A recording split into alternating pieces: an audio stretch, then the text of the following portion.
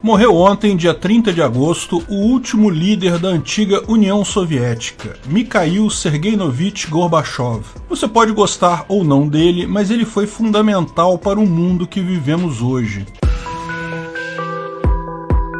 Esse é o Visão Libertária, sua fonte de informações descentralizadas e distribuídas. Para entender a importância de Mikhail Gorbachev, é importante uma rápida revisão dos líderes da União Soviética antes dele. Lenin foi o primeiro líder, mas durou pouco tempo, ficou só 2 anos no poder depois da Revolução Comunista. E então entrou Stalin. Inicialmente como parte de uma troika, um trio de governadores que dividia o poder, depois sozinho como ditador para toda a vida. Foi Stalin quem definiu de fato o que era a União Soviética e criou a maior parte das políticas genocidas, toda a repressão, as purgas, enfim, tudo de ruim que o regime comunista representa. Ninguém ousava questionar a autoridade de Stalin enquanto ele era vivo. Mas daí, quando ele morreu, em 1953, a questão da sucessão se tornou crítica. Todos os líderes queriam o posto, todos temiam que se o inimigo assumisse o posto, ele estaria morto na próxima purga.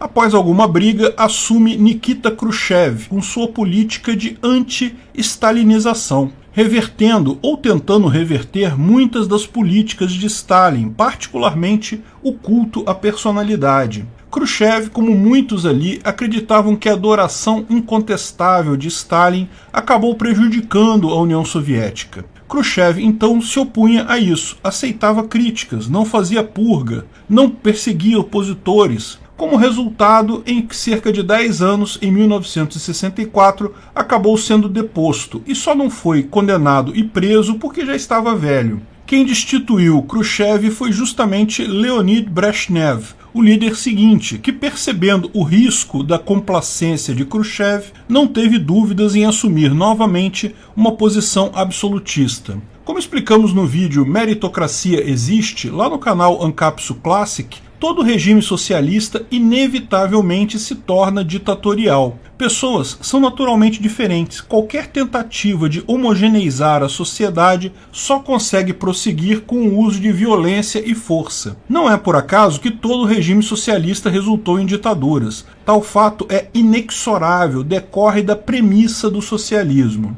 Brezhnev, um ucraniano, liderou a União Soviética durante o período da Guerra Fria, da corrida espacial e outros períodos marcantes. Mas foi no governo dele que a economia começou a mostrar diretamente a falha do comunismo. Como descreve Mises em seu paper de 1921, o cálculo econômico é impossível no socialismo. Se você quiser mais detalhes sobre isso, veja o vídeo Por que o cálculo econômico é impossível no socialismo, lá no Ancapsu Classic. A economia consegue funcionar por algum tempo com a memória dos preços anteriores, com informações do mercado negro, com acompanhamento de preços em países não comunistas, porém, inevitavelmente, à medida que o tempo vai passando, as necessidades de alocação real de recursos acabam sendo mal calculadas sem um sistema de preço eficiente, e a economia se destrói. Na União Soviética, esse período do Brezhnev foi considerado de estagnação econômica, porque a economia simplesmente não crescia mais. Brezhnev morreu em 1982,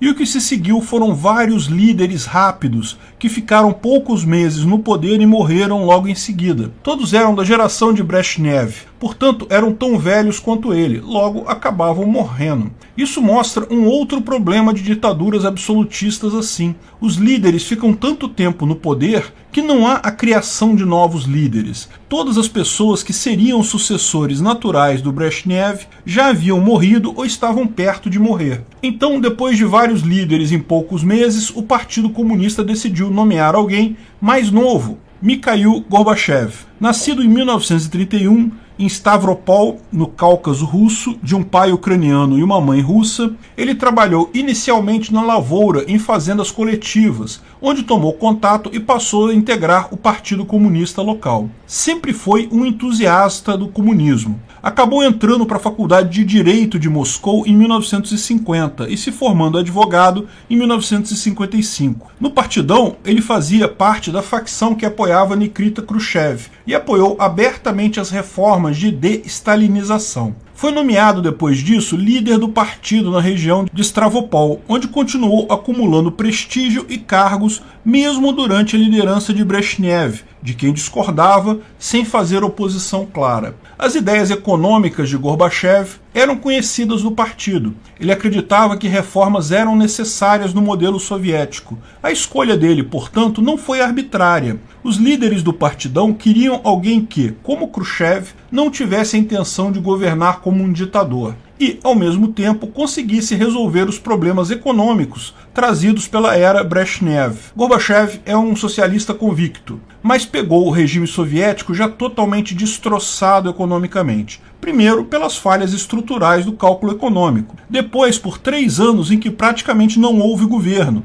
Mal acabava a transição para um novo líder e o líder morria. Para complementar, pouco após ele assumir a liderança, aconteceria o grande desastre nuclear de Chernobyl, que passou a lançar dúvidas sobre a capacidade técnica soviética e até sobre a viabilidade do regime como um todo. Então, depois do acidente, Gorbachev lançou seu grande programa de reformas, a Perestroika, que incluía a Glasnost. Glasnost significa abertura, a ideia de que as pessoas deveriam falar sobre os problemas, não deveriam ser censuradas por criticar coisas. Chernobyl mostrou que muitos segredos guardados para evitar notícias negativas tinham consequências trágicas. Glasnost era um pedido antigo, desde o início do governo Brezhnev. Muitos políticos e até o povo em geral reclamavam por mais abertura. Veja, isso não significava liberdade de expressão. Ele não estava buscando liberdade para o povo, liberdade de criticar. Apenas evitar a prática, já comum então,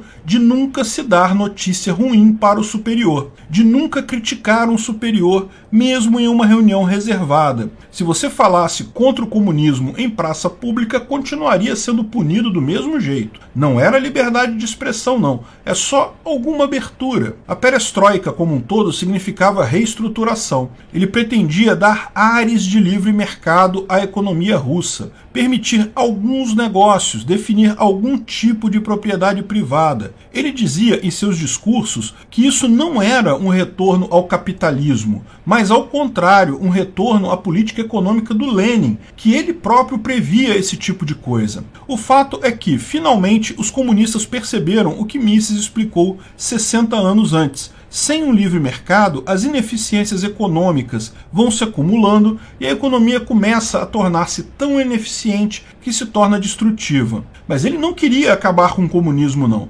Gorbachev era comunista, queria tudo controlado pelo Estado com mãos de ferro. Então, é um erro achar que ele pretendia acabar com o socialismo na União Soviética, que as reformas que ele fez tinham a intenção de trazer liberdade para o povo. Não, ele fez a Glasnost, a Perestroika e outras reformas com o intuito de reformular o socialismo, de chegar num socialismo que funcionasse, simplesmente porque já estava claro para todos ali que não estava funcionando. Mas o problema é que o pouquinho de abertura que ele fez, um pouquinho de economia livre que ele criou, permitiu que o povo vislumbrasse o quão atrasado estava em relação ao Ocidente. Dentro da Glasnost, em 1987, o governo soviético parou de atrapalhar as transmissões de rádio da BBC e da Voice of America. Qualquer um na União Soviética agora poderia ouvir informações do mundo todo. E descobriram o quão miseravelmente o comunismo estava falhando. Então começaram os protestos por independência em várias repúblicas soviéticas. E aqui vimos o pior de Gorbachev,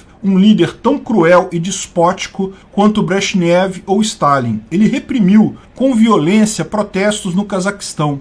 Os tatars da Crimeia protestavam querendo retornar para a península na Ucrânia e também foram reprimidos com mãos de ferro. Em 1989, porém, após protestos continuados e talvez uma falha de comunicação, o líder comunista da Alemanha Oriental acabou permitindo que carros cruzassem o Muro de Berlim. Rapidamente, multidões se formaram dos dois lados do muro e a Alemanha Oriental caiu. A Alemanha comunista não existia mais. A partir daí, Gorbachev passou a adotar a política de não intervir. E rapidamente todos os países da chamada Cortina de Ferro, os países sob influência da União Soviética, começaram a se separar do bloco. Foi o fim da União Soviética. O regime duraria mais alguns meses. cada vez com menos países, até a própria Rússia sair e eleger Boris Yeltsin como presidente em 1991. Mesmo que as intenções de Gorbachev fossem de manter o comunismo e a escravidão do povo,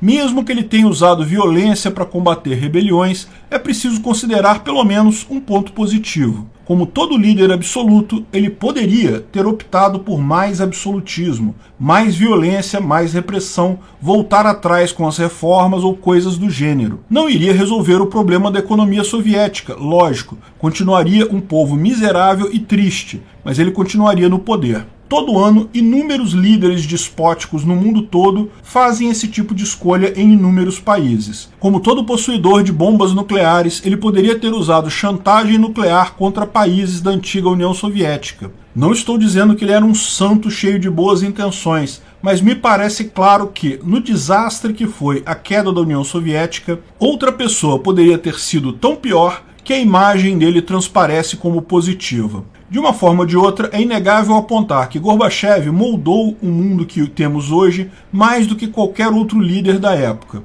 para o bem ou para o mal. Acabou a Guerra Fria, que poderia ter levado ao fim do mundo, mas criou um país com ranço nacionalista ferrenho, que acabou produzindo Putin e mais pesadelos para o mundo todo que estamos vivendo agora. Putin odeia Gorbachev e culpa as reformas dele pelo fim da União Soviética. Putin acha que a União Soviética teria sobrevivido sem o atropelo das reformas de Gorbachev. Percebe-se que não é de hoje a incapacidade de Putin de perceber verdades. A União Soviética estava condenada bem antes de Gorbachev. No final, o grande mérito de Mikhail Gorbachev nem foi tanto assim o que ele fez, mas foi o que ele poderia ter feito e não fez.